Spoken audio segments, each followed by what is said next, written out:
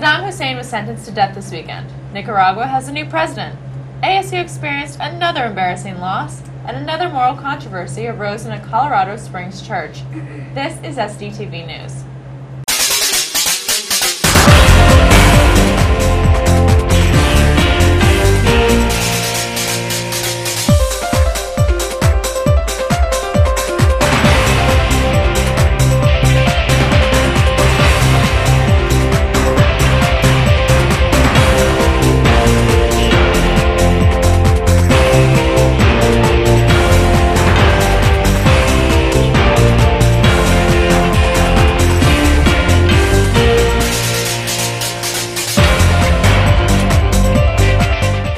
I'm Kelly Wilkopolsky. And I'm Michael Struening. In case you hadn't noticed, Arizona will be holding midterm elections all day tomorrow. Up for grabs in this current batch of United States elections will be 435 House seats, 33 Senate seats, governorships in 36 states, and thousands of state legislature seats. Both parties have said that their greatest obstacle this year will be to get people out to vote. The number of ballots that have been cast in recent elections have reached an all-time low in non-presidential year elections. It has only been a day since Saddam Hussein was sentenced to death for his role in the 1982 brutal crackdown in the Shiite town of Dujai. Yet, a curfew remains in Baghdad and two Sunni provinces. In other parts of Iraq, jubilant Shiites were seen marching and celebrating Hussein's verdict, and Sunnis held defiant demonstrations. The surge of violence that was expected to rise after the verdict, which was the reason for the round-the-clock curfew, fortunately did not materialize. 16 years after a U.S.-led rebellion forced him out of office, Daniel Ortega has been named president of Nicaragua. Ortega appears to have defeated four other presidential candidates in this weekend's Nicaraguan elections. The U.S. Embassy issued a statement late Sunday saying that it was too soon to make an overall judgment on the fairness and transparency of the process. If the counts are true, the United States fears that it will threaten the aid they give to one of the poorest regions in South America. The Reno hotel fire death toll rose yesterday as two more bodies were pulled from the rubble. The tragedy is being called the city's deadliest fire, with the death toll possibly still rising. The bodies were found in the most heavily damaged part of the 84-year-old historical Mizpah Hotel. Fire Department spokesman Steve Frady said Sunday that there could still be victims underneath the debris-covered areas of the hotel. Yesterday, the search focused on the most dangerous section of the hotel, where the Halloween fire destroyed floors, walls, and caused a major pileup. The site is still very dangerous as firemen are taking precautions to ensure none of the recovery team becomes a victim. Saturday, 3 bodies were found in the wreckage. At least 30 people were injured in the fire, and 3 were injured critically. Police have arrested a casino cook and paroled killer who are suspected of starting the blaze by lighting a mattress on fire. Frady stated that the hotel had been inspected 12 times this year, the last time only days before the fire.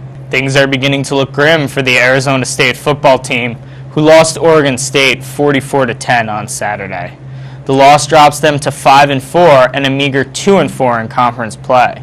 The Sun Devils' game plan simply did not work against the Beavers. Quarterback Rudy Carpenter was sacked 4 times and threw 2 interceptions. The defense let up a total of 407 yards. Oregon State running back Yvenson Bernard rushed for 66 yards and 2 touchdowns. Next week, Arizona State will be at home, facing a surprising 6-4 Washington State team. Colorado Springs is experiencing some waves of controversy after the firing of the founder and evangelical pastor of the new church, Ted Haggard. Only 24 hours after Haggard was fired, he confessed to a lifelong sexual problem. Haggard apologized to his congregation in a letter read by a fellow pastor calling himself a deceiver and a liar. Members of the board of the 14,000-member church cited the reason for his termination were due to sexually immoral conduct.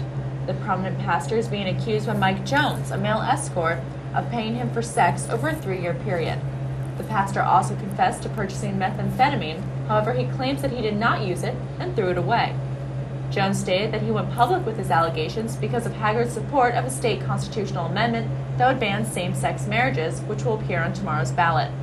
Jones felt that it was his duty to expose Haggard's moral hypocrisy. As for Haggard's wife, she said that her heart is broken, but she plans to stand by her husband until death do them part.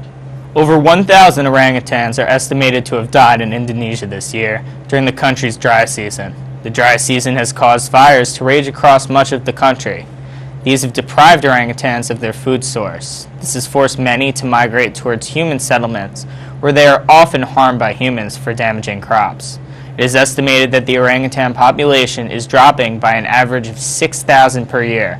Nearly 90% of their inhabitants have been destroyed in recent years by a combination of wildfires and illegal activities.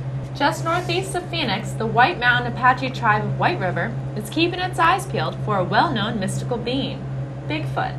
In recent months, the creature is said to have been chased by police officers, spotted by campers, and as a neighborhood voyeur peeking into people's windows. Plaster casts and hair samples have been sent to laboratories for testing. And just over the weekend, controversial Bigfoot hunter Tom Biscardi visited the Fort Apache Reservation for the second time this year to interview witnesses and launch a mini expedition. About half a dozen tribe members came forward with tales of seeing a monkey-like beast with a tail and hearing blood-curdling screams, as well as other surviving experiences. Number one at the box offices this weekend was Sacha Baron Cohen's movie Borat, Learnings of America for Make Benefit Glorious Nation of Kazakhstan. The movie earned an estimated $26.4 million, topping Disney's The Santa Claus 3. The number one ranking surprised many critics who did not expect the turnout to be so high. Experts said that the movie's success can be thanks to a great internet buzz and a built-in following of fans from Cohen's HBO series, The Ali G Show. Those of us that grew up in the early 90s probably remember and wanted to be like Doogie Howser, MD. Neil Patrick Harris, the star lead of the show, later appeared in Harold and Kumar Go to White Castle, and most recently, How I Met Your Mother on CBS.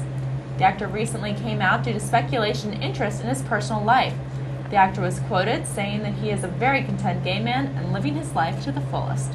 That's all from the SDTV News Desk. Thanks for watching. If you can't get enough news, catch us again at the top of every hour, or check us out at asuwebdevil.com.